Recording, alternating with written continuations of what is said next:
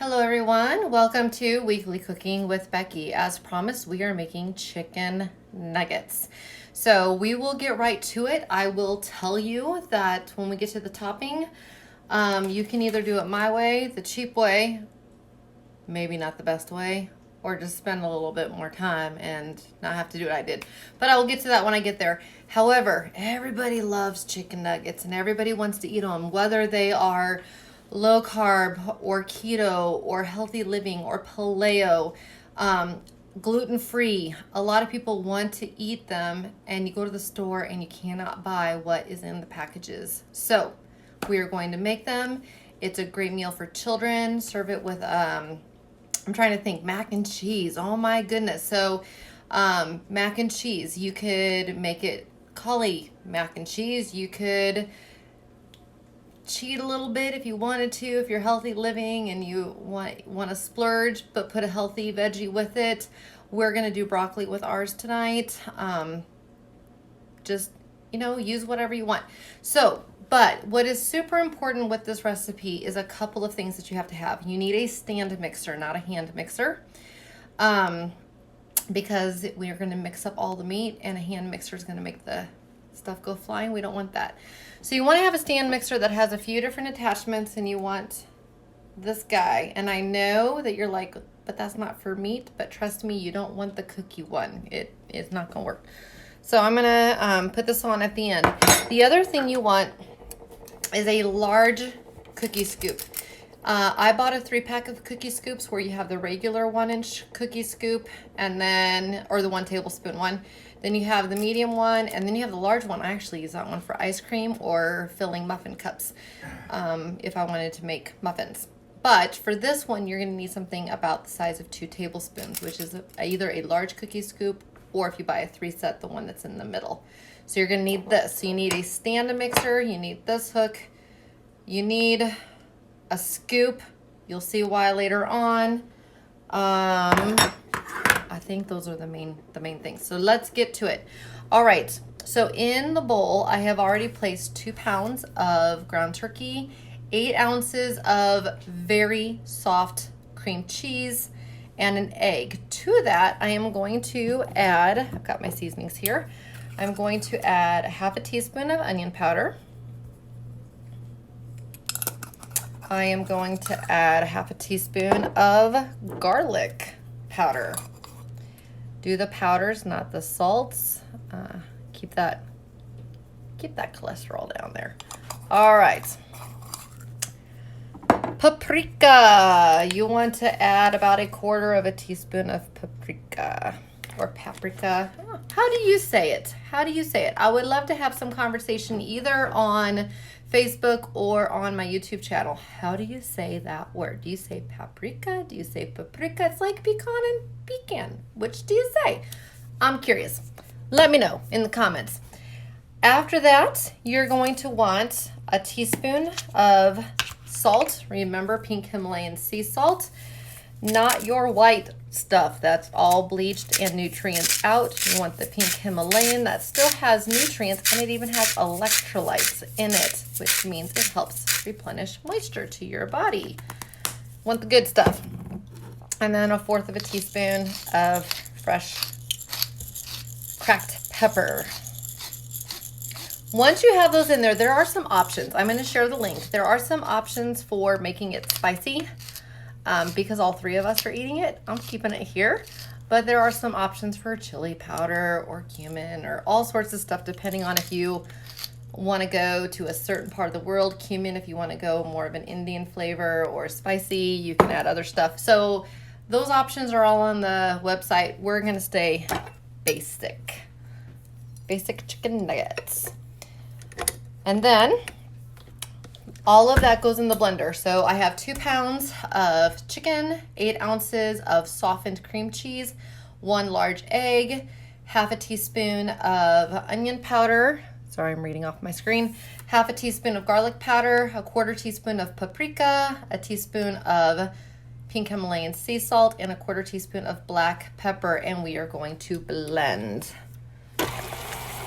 And you want to blend it until everything mixes wonderfully. I'm trying not to have it go too loud for you guys. but it's mixing up everything all nice. And that's the other thing, is when you use a fork and a spoon, you might not get all the ingredients mixed up. I am normally not a blender person, but on this particular recipe, you want the blender. And believe it or not, how long does that take me? 30 seconds? Is blended, guys. That was pretty fast. So I guess, you know, sometimes that just works out better. So I'm gonna scrape off that hook here. Make sure I have all of the chicken into the bowl, depending on whatever kind of brand of stand mixer you have. Just have everything in that bowl ready to go, and I will release this and go put it in the sink. Now, we're gonna come back here in just a second. So I'm gonna make the next part with you, and then we'll come back and assemble. But you wanna put this particular mix in the fridge for 30 minutes. 30 minutes. So I'm just gonna go put this in the fridge, and then we're gonna make the topping. Okay, be right back. I hope everybody's having a great day out there. Now you get to see what my fridge looks like. It's all good. We had a slightly chilly day here. I'm gonna set that for 30. It's supposed to be nice and warm again though tomorrow. Okay, so while that's chilling up so that we can make the nuggets, we don't want them to fall apart while we do that, we are going to make the topping. This is where you may or may not want to do what I did. Okay. You need a cup of panko pork rinds. Panko pork rinds. I didn't think I was going to have enough. I do. I'm very excited about this. So, let me just hold this up to you so you can see what I did. I went out and I bought 2 bags of pork rinds. You can buy them. I don't know if you know this, but you can buy them already smashed, powdered as a pork rind breadcrumb on Amazon, Sprouts, Whole Foods, you name it. Any brand. They sell them in jars. They're like $13. I was like, oh heck no. So I went out and I got 2 bags for $4, and I came home and did it myself. 2 whole bags, everybody, makes maybe a cup and a half. And it took like 20 minutes of pulsing and pulsing and pulsing and pulsing. So I don't know. Do you want the satisfaction of knowing that you just have it and you didn't have to work for it? Spend $12 and get yourself a jar. I've got a cup here. I did have to work for it. But the cool thing is, and I'm going to store this in the freezer then, is I now have about 3/4 of a cup. I just need 1 more bag, $2 for next time, and I can probably do this recipe or make a recipe in half. So look at that.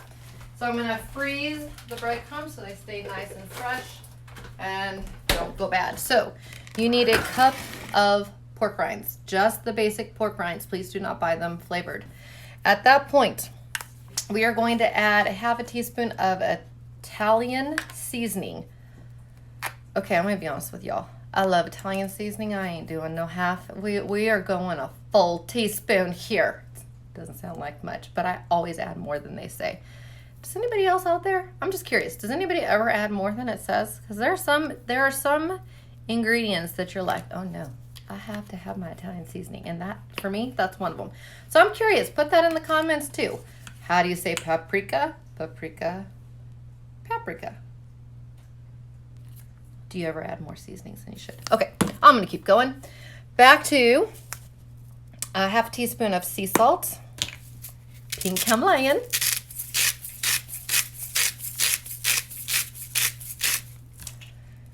And I will also tell you pork rinds also come salted, so don't add more than 1/2 since they're already salted in the bag. And 1/4 of a teaspoon again of black pepper. That's all for the topping. And I'm just going to simply, sorry about that. I'm just going to mix it in a bowl. So I almost dropped the bowl. I was going to show you what was in it. I almost dropped the bowl. Oh, that would have been bad. So that's how it looks with all the seasonings in it. So that's going to become our breading. So at this time, everything is chilling. we have the breading ready to go.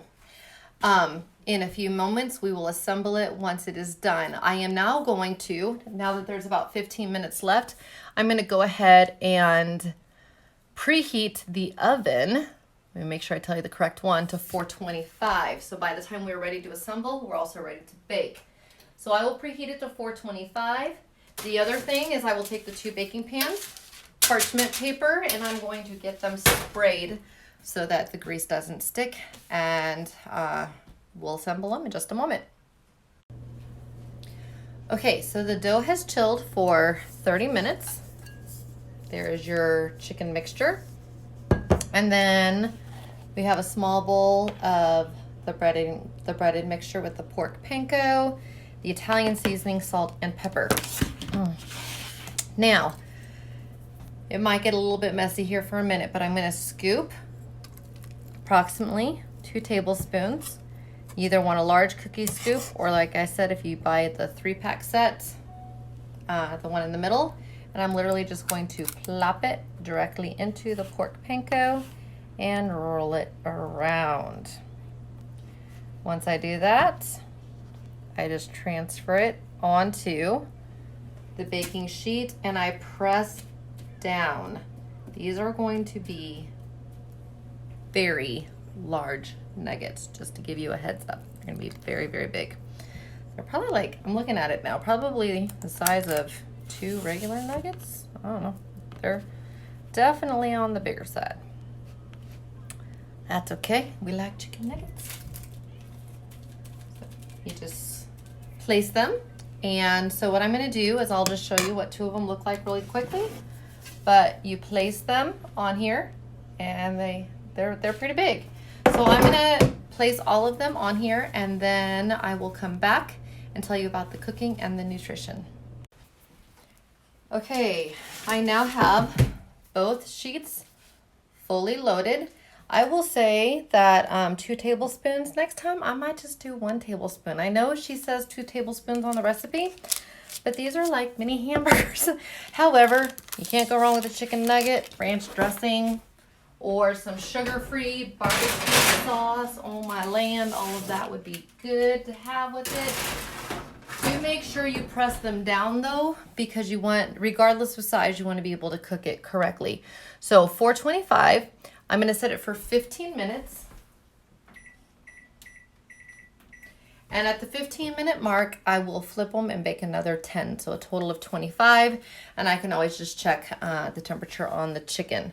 So that's how we're gonna make chicken nuggets. And when I'm on the last 10, I'm just gonna steam up some broccoli real quick. Here we go. There's variations on calorie counts for you guys. The way that I made it is a little bit higher because I used whole fat cream cheese. And I bought the panko instead of using the jarred. So I will tell you there's different variants. The one I'm using is 439 calories in a serving, which is normally 6 of those, guys. 6 of those. We're probably gonna have 3. So that brings it down to like 215 calories, 3 to 4. But if you want 6, I say go for it. And then the carbs is 2 grams. If you choose to use a lower moisture, half fat, part reduced, whatever, on your cream cheese, you take some of that fat content away from the cream cheese and you use a leaner chicken, you can reduce it to 394 calories and 1 carb. But even at 439 and 2 grams of net carbs, 439 calories and 2 grams of net carbs, if I ate the whole thing, broccoli is like 30 calories, but I honestly, with the size of those, I'm probably going to eat 3. So it's still going to be a 300 calorie meal, 350 calorie meal. But it would taste amazing with, like I said, Primal Kitchen makes some really good brands of sauces that you can dip in. A lot of your ranch dressings, as long as they're less than 2 grams of carbs, low carb, or less than 1 gram of carbs, keto, you can use a lot of different dressings that the store sells for ranch. But you definitely want to stay sugar-free when it comes to your ketchups, your barbecue sauces. If you wanted to do a honey mustard, I would suggest getting a sugar-free mustard and not using honey, but putting a little bit of brown sugar swerve in there until you get the sweetness that you like. So there's options for however you want to dip it. So not bad on the calorie count, and it's made in parts. So the first part we made the meat mix, put it in the fridge for 30. While we did that, we made the crumb mixture. And then at the 30-minute mark, we rolled them, placed them onto a prepared baking pan, and now they're cooking at 425 for 15, flip for 10, and enjoy. Last question I want you to answer either in YouTube or on Facebook, and this will let me know if you saw the whole video too. Next week, I want to do a treat. I try to go between meals and treats and meals and treats, and I've done a couple meals in a row. I've seen a couple different recipes that I really like. One of them is for a chocolate chip cookie that is, I will just tell you, it's dirty or lazy keto. It is not strict keto because it uses, I'll just tell you this right now, it uses Carb Quick, which if you're lazy or dirty keto or low carb or paleo, any of those other things, it still works, but it doesn't work if you're strict keto. So I'm just throwing that out there, but it is a chocolate chip cookie recipe. And then I found another recipe for white chocolate macadamia nut, and that one would be any of the ketos as well as all of my other groups. So vote for one, and whichever one gets the most is the one that I make next week. I will show you what these look like when they're done cooking. All right, the nuggets are done. I just want to show them to you really quickly. We're getting ready to serve up. They are nice and golden, nice and crispy.